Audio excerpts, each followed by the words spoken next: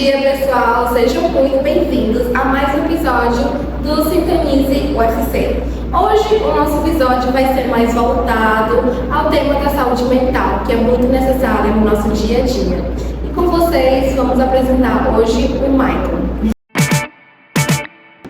Agora, estamos com o psicólogo Michael, onde hoje vamos falar sobre assuntos de saúde emocional, questões de TCC, ansiedade, que gera muitos problemas no nosso dia a dia, né? A gente não sabe muito bem como lidar. E hoje a gente vai escutar os conselhos, essa conversa vai ser muito enriquecedora para a gente. E vamos iniciar. Primeiramente, Michael, obrigada por estar aqui com a gente. Gostaria que você se apresentasse um pouco e falasse um pouquinho de você. Tá ótimo. Então, primeiramente, bom dia, pessoal. Boa tarde, boa noite. Não sei para vocês que estão vendo esse vídeo. Mas, primeiramente, queria começar agradecendo o convite da Eva para poder estar aqui falando um pouco mais sobre saúde mental. Ainda mais no ambiente universitário, que é um ambiente em que se faz muito necessário falar sobre esse tema. Particularmente falando sobre a minha trajetória e também sobre o Michael profissional, sou nascido e criado aqui em Crateús, né? Então residi aqui até por volta dos meus 17 anos. Fiz o Enem, né? Que é esse monstro de 7 cabeças, e acabei sendo aprovado no curso de Psicologia da Universidade, até então, Federal do Piauí. Enquanto eu estava lá, ocorreu um processo de transição para que ela se tornasse independente, e acabei me formando já como a Universidade Federal do Parnaíba.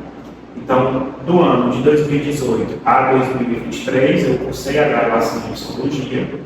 Durante esse período, também fiz especialização em avaliação psicológica, então também sou especialista em avaliação psicológica. E, na reta final da graduação, entrei no processo seletivo do mestrado e concluí o mestrado ainda nesse ano. No começo desse ano, me tornei mestre em Psicologia. Então, na clínica, eu sou psicólogo clínico com formação em terapia cognitivo-comportamental de base, só que eu não me restringo somente a TCC, né, que seria a terapia cognitivo-comportamental. Na clínica, eu também atuo com a terapia de aceitação e compromisso, e a minha ótica é voltada para uma prática baseada em evidências, né, que segue ali todos os moldes de atendimento e um tripé, para que a gente consiga ofertar o melhor serviço e trabalho para os nossos pacientes. Então, eu atuo como psicólogo clínico por volta dessas abordagens, desse modelo teórico da BBE, e também atuo como professor universitário na Faculdade Princesa do Oeste, aqui em Crateús, faço parte do colegiado do curso de Psicologia daqui da instituição FPO, e ressalto que é um prazer enorme para mim estar aqui hoje podendo compartilhar com vocês assuntos voltados para a psicologia. Que bom, que maravilha. E agora vamos continuar com nossa conversa. Vou te perguntar um pouquinho, né, para saber mais também. Porque a gente, quando entra na universidade, né, a gente sabe que é uma fase de conquistas, é um momento muito novo, principalmente para as pessoas que estão entrando pela primeira vez dentro da universidade e também quem está saindo. Final do ano, né, a gente tem diversas emoções e eu queria te perguntar, porque a saúde mental é tão importante para os alunos, falar sobre isso, porque os alunos também têm que ter esse cuidado da parte da saúde mental, não somente com questão de disciplinas, porque às vezes a gente esquece, né? A gente está ali estudando e esquece essa parte de cuidar de nós mesmos. Por que para você é tão importante, por que você acha tão importante para a gente? Olha, eu acredito que essa questão em que envolve o ambiente universitário, ele é uma questão em um ambiente que é atravessado por múltiplos fatores. Primeiro fator, questão de identidade. Quando a gente entra no ambiente universitário, esse ambiente universitário, esse curso que eu estou cursando, essa futura profissão que eu vou entrar, acaba impactando diretamente no meu self, na minha identidade. Então, quando eu entro, por exemplo, num curso de psicologia, num curso de engenharia ambiental, eu já me projeto no cenário futuro como um futuro profissional daquela área. Então, isso já começa a interferir na minha identidade. Por quê? Porque desde criança, a pergunta que a gente mais escuta é: o que você vai ser quando crescer? Então, a profissão, a faculdade, a universidade já começa a fazer parte dos moldes da minha personalidade, do meu eu. Atrelado a isso, a gente já pode puxar o gancho das pressões, porque a gente sabe que o estudante universitário, ele sofre de pressões tanto externas, familiares, sociais, que esperam que esse aluno obtenha um certo êxito, um certo sucesso, que ele seja um aluno exemplar, um aluno que seja acima da média, e também sabemos que esse aluno ele sofre pressões internas, questões relacionadas à autocobrança. A gente sabe que o ambiente universitário é um ambiente de trocas, então quando eu chego numa sala de aula, eu me deparo com pessoas do mundo inteiro, né? Por exemplo, eu tive experiências na minha graduação de ter contato com pessoas de outros países que vêm para cá fazer intercâmbio, fazer a sua faculdade, a sua universidade. Então eu me comparo muito com essas pessoas, às vezes no ambiente universitário, e a gente não tem essa compreensão de que todos nós temos o nosso próprio processo. E aí, puxando também o gancho, de questões mais desenvolvimentais, a gente tem, assim, aqui atrás da nossa testa, que a gente chama de córtex pré-frontal.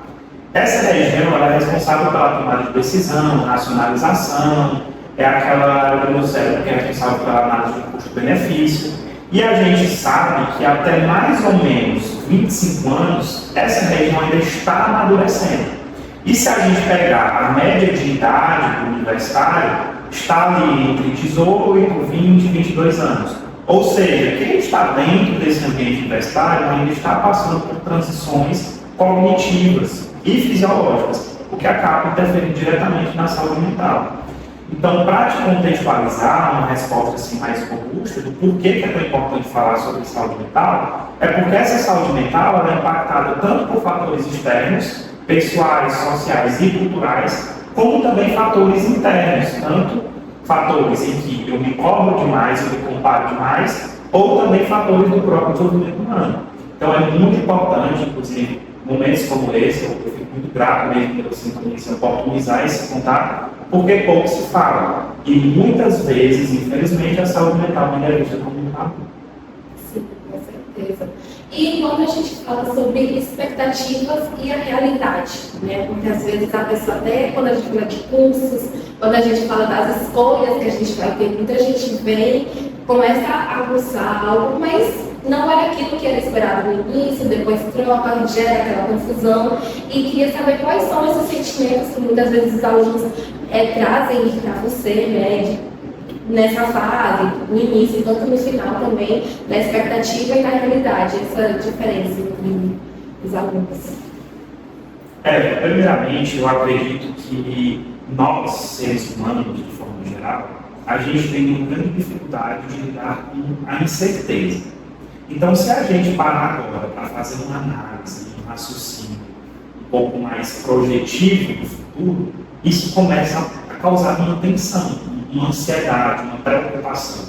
O que é que eu vou fazer quando eu terminar o curso? Onde eu vou trabalhar? Será que eu vou conseguir ter uma renda X? Será que eu vou conseguir conquistar tais coisas? Será que eu vou conseguir passar no mestrado? Será que eu vou conseguir um emprego? Então, tudo isso impacta diretamente nessas expectativas. Só que nesse cenário das expectativas, a gente precisa levar em consideração que o meio que a gente está inserido impacta diretamente nos nossos comportamentos e, consequentemente, nas nossas emoções.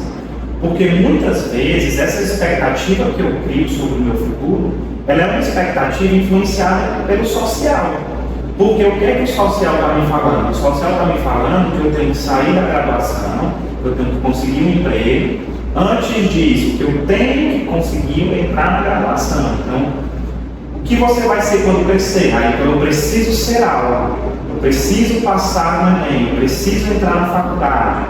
E aí eu vou criando expectativas. E essas expectativas, elas nunca têm fim. Porque eu entro na faculdade, eu entro na graduação, aí já começam a me falar que eu tenho que ser aprovado no TCC, aí começam a me falar que eu tenho que conseguir um emprego. Então, essas expectativas, elas são muito influenciadas pela sociedade. E se a gente falar dessas expectativas à luz da sociedade, a gente sabe que a gente vive dentro de uma cultura de ranking. O que é uma cultura de ranking? Uma cultura de ranking é onde eu estou o tempo todo sendo bombardeado de cobranças e informações que me fazem querer estar à frente dos meus colegas, no quesito notas. E aí eu passo a fazer uma análise somente quantitativa sobre o meu desempenho. E aí todo aquele meu esforço, todo aquele meu sacrifício, todas as dificuldades que eu vivenciei para conseguir obter aquela nota, passa despercebido, porque eu só olho para o quantitativo. Então, quando a gente fala sobre essas questões de expectativas sobre o futuro, a gente já parte do princípio de que é muito difícil lidar com a incerteza. Então, a gente tende a ficar projetando cenários do futuro para que eu já comece a me preparar para eles. Só que qual é o grande problema disso? Eu sofro antecipadamente frente a um futuro que ainda não existe. Então, por exemplo, você comentou brevemente comigo que está no oitavo semestre. São 10 períodos, né? Engenharia ambiental. Está batendo na porta. E aí você já fica, como é que vai ser o futuro? O que é que eu vou fazer depois da faculdade? Onde é que eu vou trabalhar? E aí, por imaginar esse cenário futuro, eu começo a tentar me preparar para ele. Só que quando eu começar a me preparar para ele, eu começo a catastrofizar. O que seria catastrofizar? Imaginar o pior cenário. Não vou conseguir emprego, não vou conseguir me formar, não vou conseguir defender o TCC. E aí isso me gera uma ansiedade. Ou seja, eu crio expectativas sobre o futuro e muitas vezes essas expectativas são negativas. E aí isso gera um sofrimento disfuncional, a gente costuma chamar. Por quê? Porque esse cenário futuro ele ainda nem existe e eu já estou sofrendo antecipadamente por ele. E assim, o que o estudante pode fazer quando ele percebe que a experiência acadêmica não é o esperado para ele? Nesse cenário eu acredito que a experiência acadêmica ela é uma experiência singular. Por mais que a gente esteja numa sala de aula com 30, 35 alunos, cada um vivencia a vida como um todo e vivencia a graduação à sua maneira. O que a gente precisaria fazer seria gerenciar essas expectativas. Essas expectativas que o discente chega na graduação, é uma expectativa dele mesmo ou é uma expectativa que as outras pessoas colocaram para ele? Ou é uma expectativa que ele olha para o coleguinha do lado e ele vê o coleguinha do lado vivendo uma vida na graduação e ele quer viver tal qual? Então, o primeiro passo seria entender que cada um tem as suas próprias expectativas, tem a sua própria vivência, a sua própria ótica do mundo e a graduação vai ser singular para cada um. Cada um vai vivenciar a sua maneira. E a grande questão em cima disso é que a graduação ela não vai parar por aqui. Eu fui um aluno X, então daqui para frente eu serei somente esse X. Não, a vida continua. Eu vou me dispondo a outros locais, a outras experiências. Então, nesse cenário, a gente precisa primeiro alinhar essas expectativas para que não ocorram essas quebras de expectativas, gerando frustrações em cima de expectativas que são infundadas. Obviamente que a gente vai sim criar expectativas. A gente entra no ambiente acadêmico, a gente fica imaginando como é que vai ser, o que eu vou fazer, como é que vai ser lá dentro, quais atividades eu vou me inserir. Só que a gente precisa avaliar se essas expectativas é do próprio sujeito. E se é do próprio sujeito, é somente dele. Então não é, muitas vezes, justo com ele mesmo olhar para o colega do lado e comparar a vivência do colega, a experiência do colega, a expectativa do colega. E você já entrou em um assunto que a gente quer muito falar sobre ansiedade. Que muita gente sabe, a gente entra em coisas novas, a gente tem aquela ansiedade por tudo, toda ansiedade para entrar, ansiedade para sair, ansiedade para prova, ansiedade para diversas coisas, e às vezes a gente não percebe, a gente não sabe o que está acontecendo, a ansiedade, porque é um sentimento novo, né? Quando a gente entra aqui e, como você disse, a gente pode identificar essa ansiedade, como você pode falar ou dizer, explicar pra gente como identificar quando a gente está tendo crise de ansiedade? Perfeito. Vamos lá. Primeiramente, vamos fazer uma contextualização do que é a ansiedade e qual a importância de falar sobre ela. O primeiro ponto que eu tenho para repassar, tanto para você quanto para os demais ouvintes, é que a ansiedade ela não é nossa inimiga. Por que eu digo isso? Porque grande parte das pessoas que sentem ansiedade querem se livrar dessa ansiedade, querem arrancar essa ansiedade, querem a todo custo evitar se sentir ansiosos. E por que eu digo que a ansiedade ela não é nossa inimiga? Porque para que nós sobrevivêssemos enquanto espécie, a gente precisou da ansiedade. A ansiedade ela é um mecanismo de defesa natural, fisiológico do ser humano. Por exemplo, se vocês saírem aqui da UFC e lá fora um cachorro vem na direção de vocês querendo morder vocês, vocês precisam ficar ansiosos para ativar um sistema que a gente chama de luta ou fuga, para você lutar ou fugir para aquele cachorro. E aí você vai sobreviver. Porque se você não sente ansiedade, você ficaria muitas vezes estagnado, não reagiria, o cachorro te atacaria, você se machucaria e poderia perder a vida. Então, por muitos anos, a ansiedade ela foi e ela continua sendo um mecanismo de defesa que serve para nos proteger. Então, a primeira mensagem que eu tenho para te passar e para os ouvintes é que a gente não deveria se preocupar em tentar eliminar essa ansiedade, porque ela precisa existir para que eu sobreviva enquanto ser humano, enquanto espécie. Agora, a grande questão em cima da ansiedade é quando ela se manifesta e em que níveis ela se manifesta. Por quê? Porque a gente faz uma diferenciação entre essa ansiedade que é normal, que é natural, e a ansiedade que é dita patológica. A ansiedade patológica ela é uma ansiedade que muitas vezes me impede de fazer as coisas do dia a dia. Então eu não consigo ir para o trabalho, eu não consigo estudar, eu não consigo ir para a aula, eu não consigo fazer uma prova. Então essa ansiedade ela é uma ansiedade patológica. Respondendo à tua pergunta, como é que a gente consegue identificar a ansiedade? De fato, é muito comum as pessoas sentirem dificuldades em identificar e até mesmo nomear as próprias emoções. Por exemplo, eu trabalho com terapia cognitivo-comportamental. Essa abordagem ela foca muito no conteúdo dos nossos pensamentos, porque a gente parte do princípio que o pensamento influencia a minha emoção. Então, se eu vou fazer uma prova e eu tenho um pensamento, não vou conseguir, isso me gera ansiedade.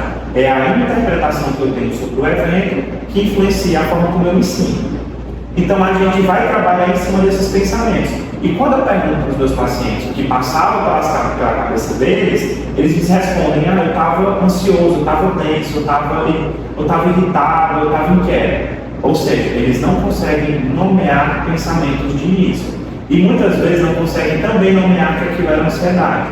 Então a gente tem alguns indícios. Por exemplo, como a ansiedade ela é uma emoção que ela vai ativar um sistema de luta ou fuga, tem uma descarga fisiológica do meu corpo.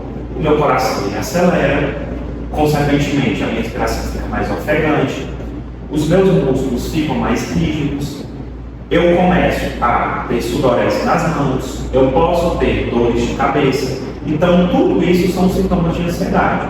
Agora, a grande questão é, se vocês pesquisarem no Google, vocês vão sair com um diagnóstico. Se vocês olharem no TikTok, vocês vão sair com um diagnóstico. Então não é recomendado que isso aconteça. A gente precisa fazer uma avaliação, levando em consideração a frequência, intensidade e prejuízo funcional. Então a ansiedade, ela é essa emoção, muitas vezes, que gera uma descarga fisiológica, uma reação fisiológica, e é isso que as pessoas muitas vezes identificam. Por quê? Porque dói. Então, quando eu estou ansioso, meu coração começa a dar pontadas, ele acelera, eu fico ofegante. Então, isso traz o meu foco para o meu corpo. Então, se a tua pergunta é como identificar essa ansiedade, muitas vezes as pessoas conseguem identificar pela reação do corpo, pela reação fisiológica. E aí, atrelado a isso, a gente pode fazer uma avaliação cognitiva do que está passando pela cabeça daquela pessoa, se ela está tendo pensamentos catastróficos, que foi o que eu te falei, que é ficar imaginando o pior cenário do futuro e etc. Então, o primeiro contato que essa pessoa tem com a ansiedade, muitas vezes é a reação fisiológica, que ela percebe. Então, é uma respiração ofegante, uma taquicardia, o músculo fica mais rígido, sudorese nas mãos, inquietação e etc. Então, a princípio, ela percebe dessa maneira. E quais são as estratégias que tem para o estudante lidar com esses sintomas de ansiedade? A primeiro momento, a minha sugestão em relação a isso é sempre que o universitário ele busque ajuda profissional. Então, por exemplo, eu acredito que a UFC ela tem dispositivos de auxílio estudantil que assegurem esse estudante ao contato da saúde mental. Nós temos, por exemplo, na Faculdade Princesa do Oeste, o Serviço de Psicologia Aplicada, que atende a comunidade crateuense. Então, esse serviço ele dispõe de vagas para que os interessados possam obter atendimento psicológico gratuito, com os estagiários que passam por supervisão. Então, essa seria a minha primeira indicação, de que o estudante, o graduando, ele busque ajuda profissional. Por quê? Porque a ansiedade não é frescura, uma ansiedade patológica ela pode gerar prejuízo funcional. Esse estudante ele não é o único a sentir essa ansiedade, porque todos nós sentimos ansiedade como eu falei, faz parte da existência humana, só que também ele pode utilizar de alguns recursos, né? Por exemplo, uma respiração diafragmática. Por quê? Porque quando eu começo a me sentir ansioso, eu começo a ficar projetando cenários catastróficos. Então, uma estratégia que a gente tenta utilizar é a respiração diafragmática. Você tem de recursos através da respiração, puxar pelo nariz, soltando pela boca, num ritmo lento, para que você vá trazendo a sua atenção para o momento presente. Então, a respiração está sempre conosco. Se eu estou me sentindo mais inquieto e ansioso, eu posso voltar o meu foco para a respiração para que eu consiga me autorregular. E também a gente tem algumas estratégias de mindfulness que dialogam diretamente com essa respiração, que são estratégias que nos ajudam a manter o foco no momento presente. E agora, falando sobre TCCs, medo do futuro, né? Para quem está chegando ali no final do semestre, chega a tão sonhada formatura também. Com o TCC também costuma ser um momento bem intenso, né? Na nossa jornada acadêmica, um momento de estresse também, muito sentimento no meio, né? Porque a gente está ali finalizando, estamos escrevendo TCC, estamos estudando às vezes até para uma disciplina que falta, estágio, né? Estamos ali saindo, criando até dentro do estágio um certo network, muitas informações, muitas emoções novas e do medo, né? Do que vai vir depois, do futuro profissional e assim, como lidar com essa pressão sem adoecer mentalmente. Como é que a gente faz isso com calma e eu assim, queria saber um pouquinho. Bom, eu acredito que a resposta dessa pergunta ela dialoga muito com o que a gente veio traçando no decorrer do podcast como um todo. Quando a gente entra na graduação, nos primeiros períodos, os veteranos já começam a falar sobre o TCC. E onde é que eu estou querendo chegar com isso? Eu estou querendo chegar no estereótipo TCC. Porque quando a gente fala sobre trabalho de conclusão de curso, o que é que passa pela nossa cabeça? A gente pensa, vai ser terrível, é o pior momento do curso, não gosto de fazer pesquisa, muitas faculdades não disseminam uma pesquisa no decorrer do curso, e aí vai ver o graduando só tem contato no final. Então, não gosto de fazer pesquisa, vai ser terrível, vou reprovar, a banca vai acabar comigo. Então, tudo isso parte do princípio que eu tenho um estereótipo sobre o TCC. Quando eu tenho um estereótipo sobre o TCC, eu acredito nesse estereótipo e acreditar nesse estereótipo altera as minhas emoções e percepções. E aí esse ponto dialoga diretamente com a terapia cognitivo-comportamental, por exemplo. Porque na TCC, e é interessante que é TCC e TCC, mas na terapia cognitivo-comportamental, a gente parte do princípio de que não é a situação que importa, mas é o significado que eu dou para ela. Por quê? Porque você pode ter uma certa visão sobre o TCC e eu posso ter outra. O TCC, o trabalho de conclusão de curso, ele é o mesmo, só que você tem a sua interpretação e eu tenho a minha.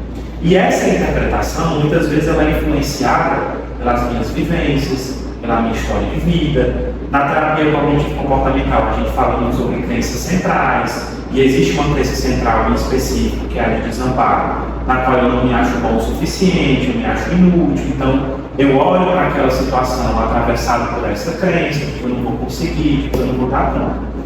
Então, no TCC, ele passa por esse estereótipo. A percepção que a gente tem sobre esse trabalho de conclusão de curso vai impactar diretamente na forma como eu até me preparo para ele. Porque às vezes, por eu achar que eu não vou conseguir, que não vou dar conta, que eu vou reprovar, essa ansiedade que eu sinto no trajeto impacta na qualidade do meu trabalho. E aí, no final das contas, acaba que eu posso achar que não tive um desempenho muito satisfatório.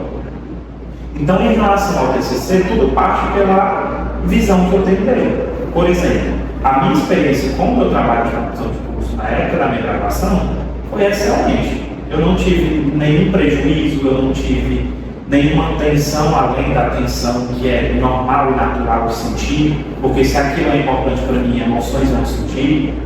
Mas pode ser que outro graduando tenha tido uma experiência totalmente diferente sobre o TCC. Então, tudo parte da forma como eu enxergo essa situação. E a forma como eu enxergo essa situação é atravessada por percepções que eu tenho sobre ela. que muitas vezes vem atravessado por pensamentos de incapacidade, de inutilidade, de não ser bom o suficiente, de achar que vai reprovar, e muitas vezes na terapia cognitivo comportamental a gente desafia essas convenções, porque às vezes as pessoas elas são muito boas e elas continuam se achando incapazes de dar conta desse marco aí que traz a finalização de um ciclo, que é o TCC. Sim. E agora, para finalizar, né, já estamos chegando no finalzinho, infelizmente a conversa está sendo ótima. Qual a mensagem que você deixaria para os estudantes, né, para lidar com tudo isso, também sobrecargas, né, nesse momento de final de ano e tudo? Qual a mensagem que você tem para eles? Primeiramente, eu tenho algumas mensagens para passar para esse público, para quem está nos assistindo. E a primeira mensagem que eu gostaria de repassar é que as emoções, elas não foram feitas para a gente eliminá-las, para a gente querer erradicá-las. As emoções, a gente compreende que são mensagens, que são indicativos. Então, se a tua graduação não fosse importante para você, se o teu futuro profissional, se a tua profissão não fosse importante para ti, tu não sentiria ansiedade, não sentiria estresse, não sentiria tristeza. Então, essas emoções, elas só aparecem porque tudo isso é importante para você. Então, a gente precisa acolher essas emoções. Essa seria a primeira mensagem. Acolham as emoções de vocês, não tentem eliminá-las, erradicá-las. Agora, se essas emoções, se a ansiedade, se o estresse começar a te atrapalhar ao ponto de você não conseguir fazer suas tarefas do trabalho, da faculdade, etc., busque ajuda profissional. Nós temos inúmeros profissionais qualificados na área da psicologia que trabalham com demandas relacionadas à ansiedade, estresse, meio acadêmico, que estão aqui para nos ajudar. Durante o podcast, a gente falou que a própria UFC disponibiliza. Nós temos o SPA aqui em Crateús, nós temos vários profissionais presenciais, online. Então, busquem ajuda profissional, porque várias pessoas passam por demandas semelhantes a essa de ansiedade, preocupação e etc. E a saúde mental, por mais que ela seja ainda considerada um tabu, nós estamos conseguindo facilitar cada vez mais o acesso das pessoas a esse dispositivo. E para finalizar, eu acredito que uma das principais mensagens que eu gostaria de passar para vocês é que é muito injusto você olhar para o coleguinha do lado e você comparar o seu processo com ele. Um exemplo, só nasceu uma Eva e só vai chegar ao fim uma Eva. Essa Eva, ela passou por uma história de vida diferente, ela nasceu num ambiente familiar diferente, ela nasceu numa cultura diferente, ela nasceu num contexto de vida diferente. Então, como é que eu vou olhar para o meu colega do lado e vou falar, ele é melhor do que eu, ele é mais capacitado do que eu? Não tem como a gente comparar processos. Então, acaba sendo muito injusto com você mesmo, olhar para o colega do lado e comparar o seu processo com o dele, porque não existe métrica para isso. Né? E aí, a sugestão que eu dou é, sempre olhe para o seu próprio processo. Hoje a Eva está no 8º semestre. Já existiu uma Eva que esteve no primeiro. Então, como é que era a Eva no primeiro semestre? Como é que é a Eva de hoje? Totalmente diferente da Eva. Então, acaba sendo mais justo com você mesmo olhar para o seu próprio processo, ao invés de olhar para o colega do lado e se comparar. Por quê? Porque a grama do vizinho sempre é mais verde. Então, eu sempre vou achar que o outro está melhor do que eu. Então, eu acredito que seja isso a mensagem que eu gostaria de passar para quem está nos ouvindo e quem se identifica com as pautas que a gente trabalhou aqui. E com isso, finalizamos o nosso episódio. Muito obrigada pela participação. Temos aqui uma lembrancinha de quem Obrigado. E também para vocês, a equipe Escuta-News deseja um Feliz Natal. Assistam todo o episódio, curtam e comentem e até o próximo episódio, pessoal. Tchau, tchau.